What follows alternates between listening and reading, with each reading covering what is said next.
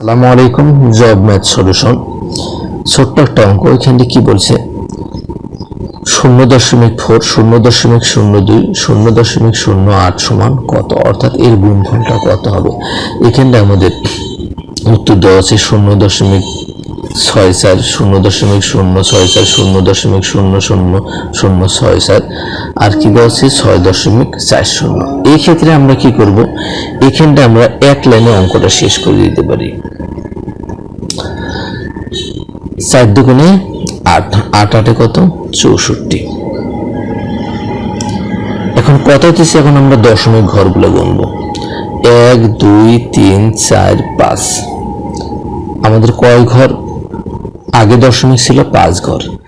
1 2 3 4 5।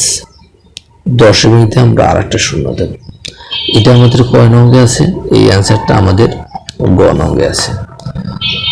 এরকম সকল জব অর্থাৎ ম্যাথের টিপস অ্যান্ড ট্রিক পেতে আমার পেজটি ফলো দিয়ে রাখেন। প্রতিনিয়ত আমি এরকম অ্যাভেলেবেল অঙ্ক আলোচনা করি। সকলকে ধন্যবাদ।